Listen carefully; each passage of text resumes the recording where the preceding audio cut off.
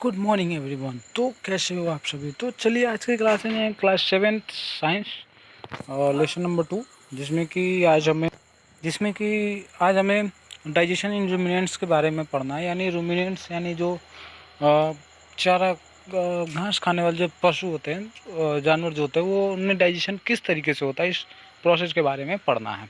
ठीक है। तो ruminants are animals with cloven hooves and a system of eating and digestion known as chewing the cud. Well known ruminants are sheep, cattle, goats, deer, and etc. Some ruminants have four cavities in the stomach. These are rumen or paunch, the reticulum or honeycomb, and the omasum and abomasum or maw. Usually, a half chewed mouthful of food is swallowed by a ruminant. This food passed down to the rumen when it is partly digested. कह रहा है ruminants are animal with cloven hooves. कह रहा है ruminants जो होते हैं वो जानवर होते हैं जिनके जो क्या होते हैं, cloven hooves होते हैं। तो ruminants are animal with cloven hoofs. Cloven hoofs यानी कि जो इनके जो खुर होते हैं, जो पैर के जो खुर होते हैं, वो क्या होते हैं, वो बीच से कटे हुए होते हैं। ठीक है। और and a system of eating digestion known as chewing the cud. और साथ ही साथ इनमें जो खाने और उनको पचाने का जो सिस्टम होता है, उसके चीविंग द कड यानी जैसे कि पगुरी करना। गाय जैसे क्या करते हैं, पगुरी करते हैं, उसको बोलते हैं पगुरी करना। इस तरीके से इनमें सिस्टम होता है। वेल नोन रूमिनेंट्स आर, ज़्यादातर जो नामी जो रूमिनेंट्स हैं वो है जैसे कि भेड़, बकरी, गाय, भैंस, ये सब आपके रूमिनेंट्स में आते हैं। Most ruminants have 4 cavity in the stomach. कह रहे ज़्यादातर रूमिनेंट्स में जो है वो स्टमक जो है वो 4 भागों में होता है। पहला होता है आपका रूमन, दूसरा होता है रेटिकुलम, तीसरा होता है ओमेशम और चौथा होता है एबोमेशम। यूजुअली नॉर्मली जो है वो क्या करते हैं, भोजन जो है वो आधा चबा के और फिर क्या करता है, वो स्वैलो करते हैं, उसको निगलते हैं रूमिनेंट्स। फिर वो क्या होता है, ये भोजन जो है वो रूमेन में जाता है, उनके रूमेन पार्ट में चला जाता है। ठीक है। जहाँ पे ये हल्का सा आधा पार्टली डाइजेस्ट होता है। From the rumen the food goes to the reticulum. Rumen के बाद वो फूड जो है, वो भोजन जो है वो रेटिकुलम में जाता है, where it is softened and formed into small mass like cud. जहाँ पे वो क्या होता है, वो सॉफ्ट को मुलायम कर देता है और वो कड के रूप में तैयार हो जाता है। Interestingly the cud is sent back to the animal's mouth. और यहाँ पे इंटरेस्टिंग ये है कि ये जो है वो फिर वो जो कड जो होता है वो वापस उस जानवर के मुंह में वापस आता है। ठीक है। Well it is thoroughly chewed again and mixed with cellulose. जहाँ पे ये फिर दोबारा अच्छे से चबाया जाता है और फिर उसमें सेल्यूलर लार जो है वो मिक्स किया जाता है। The cud is swallowed once more passing through the reticulum to the omasum. और फिर जो है वो उस कड को चबाने के बाद उसको फिर निगला जाता है और फिर वो जाता है इनके रेटिकुलम्स होते हुए ओमेशम में, जो कि एक्चुअल स्टमक होता है। ठीक है। Omasum and abomasum where stomach juices complete the process of digestion. Actual है, आप अगर देखोगे तो रूमिनेंट्स में जो है वो ओमेशम जो होता है वो एक्चुअल स्टमक उसी को बोलते हैं, जहाँ पे और जो पाचन क्रिया जो है वो होती है। No mammal is able to synthesise enzyme that digest cellulose except ruminants which digest it by harboring cellulose digesting bacteria and protozoa within their stomach due to unusual digestive tract। ठीक है। कह रहा है कि कोई भी ऐसे मैमल्स नहीं है, मैमल्स यानी वो जो बच्चे को जन्म देते हैं तो स्तनधारी जो होते हैं, दूध अपने बच्चे को दूध पिला सकते हैं, तो ऐसे कोई भी मैमल्स नहीं है जो कि जो पौधों का जो पार्ट होता है वो सेल जो होता है वो सेलुलोज से मिलकर बना होता है, तो सेलुलोज को पचा सके। ठीक है। केवल और केवल रूमिनेंट्स ऐसे जो होते हैं जो कि सेलुलोज को पचा सकते हैं। वो भी किस कारण, तो इनमें जो है वो सेलुलोज के लिए एक हार्बोरिंग सेलुलोज डाइजेस्टिंग बैक्टीरिया जो होते हैं, इसके कारण ये क्या होते हैं, जो चूँकि इनमें जो है ये जो 3 बार इनका 2 बार जो डबल चबाते हैं, तो इसके कारण ये सेलुलोज को पचा सकते हैं। इस तरीके से इनकी बॉडी बनाई गई है। ठीक है। और इनमें प्रोटोजोआ भी होता है, जो कि क्या होता है, अनयूजुअल जो बिना काम की जो चीज़ें होती हैं उनको पचाने के लिए जो है वो प्रोटोजोआ भी बनता है इनकी बॉडी में। अगला आता है टाइप्स ऑफ टीथ यानी दांत के प्रकार। तो teeth are hard bone like growth in the upper and lower jaw most vertebrate animals. Their job is to cut, break up and chew food. कह रहा है जो दांत जो होता है वो मजबूत और हड्डी के जैसा एक ग्रोथ होता है जो कि आपके जबड़े में ऊपर और नीचे दोनों साइड में होता है, लगभग सभी जानवरों में होता है, वर्टिब्रेट एनिमल जो होते हैं उनमें सब में होता है। देयर जॉब, इनका जो मेन काम होता है वो काटना, भोजन को काटना, तोड़ना और चबाना होता है। Human teeth and their function, मनुष्य के दांत और उनके फंक्शन क्या होते हैं। An adult normally has 32 teeth, 16 in each jaw.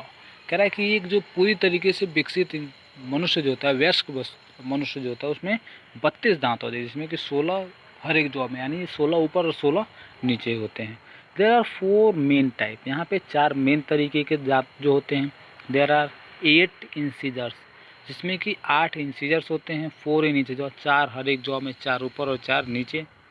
They are our front teeth, जो कि ये क्या होता है, हमारे सामने के दांत होते हैं, नुकीले होते हैं। सीनल लाइक फॉर कटिंग ऑफ, नुकीले और चौड़े होते हैं, जिससे कि क्या करते हैं, ये भोजन को काटने का काम करते हैं। ठीक है। Behind this are 4 kinase teeth, इसके ठीक पीछे 4 कैनेज टीथ होते हैं, 2 ऊपर 2 नीचे, और वो भी 2 में 2 जो होते हैं वो इंसीजर्स के 2 अलग अलग साइड में होते हैं। ठीक है, तो इस तरीके से होते हैं।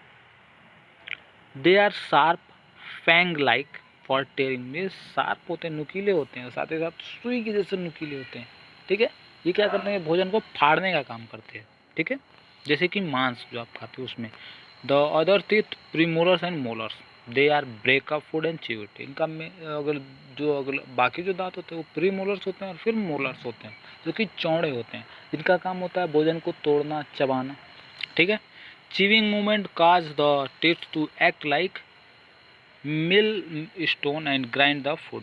कह रहा है कि चीविंग मूवमेंट जो होता है वो दांत को मिल स्टोन के जैसे काम करता है, भोजन को ग्राइंड करने का, पीसने का काम करता है। An adult human has 8 premolars, एक वयस्क आदमी में 8 प्रीमोलर्स और 12 मोलर्स दांत होते हैं। द प्रीमोलर जो होते हैं वो मोलर्स की तुलना में थोड़े छोटे होते हैं और उनके आगे होते हैं। Structure of teeth, in spite of their varying shape, मतलब कि शेप के अलग अलग होने की तुलना में all teeth have the same basic structure. भले ही शेप अलग अलग होते हैं लेकिन सभी दांत जो है उनके बेसिक स्ट्रक्चर जो है सेम होते हैं। The part projecting above the gum is the crown, जो आपका जो मसूड़ा जो होता है उसके ऊपर जो होता है उसको हम क्राउन बोलते हैं, ताज के जैसा। Embedded in the gum are and reaching into the socket in the jaw bone is the root। और साथ ही साथ अब आपको मसूड़े से नीचे जो पूरे जबड़े तक होता है उसको हम बोलते हैं रूट। ठीक है। The body of the tooth is made up of hard bone like material called dentine. जो टूथ का जो दांत जो होता है वो मेनली एक हार्ड मटेरियल से बना होता है जिसको हम डेंटाइन बोलते हैं। Inside around the root is the layer of cement, और साथ ही साथ inside this is the pulp cavity which content blood vessels. और इसके ठीक नीचे पल्प कैविटी जो होती है उसके में क्या होता है, उसके अंदर सारे ब्लड वेसल्स होती हैं। Hard enamel cover the crown but around the root is a layer of cement which hold the tooth firmly in the place. कह रहा है कि जो आपका क्राउन जो है वो एनिमल से ढका होता है साथ ही साथ, लेकिन जो रूट होता है वो सीमेंट के जैसे लेयर ऑफ सीमेंट का लेयर होता है। ठीक है, जिससे कि क्या होता है, सीमेंट आपको एक तरीके का मटेरियल होता है जिससे कि क्या होता है वो कि जबड़े में अटका रहता है। टूथ डीके यानी दांत का क्षय कैसे होता है। Food that is not remove from surfaces of the teeth decay, crevices in the tooth decay producing acid that attack the enamel. This is the first stage of tooth decay। कह रहा है कि जो भी भोजन आपके दांत के बीच में फंस जाता है वही आपका दांत के खराब होने का मेन कारण होता है, क्योंकि जब वो फंस जाता है तो उसके बाद उसको वो धीरे धीरे सड़ता है, खराब होता है और बाद में वो एक तरीके के ऐसे एसिड्स बन जाते हैं जिसको जो कि आपके टूथ के जो दांत के जो इनेमल जो होता है उस पर असर करता है और इसी से आपका दांत खराब होना शुरू होता है। For this reason it is most important to brush one of teeth regularly and to pay frequent visit to the dentist. साथ ही ये इसलिए डेली ब्रश करना और एक दांत के डॉक्टर से नियमित मिलते रहना बहुत आवश्यक होता है।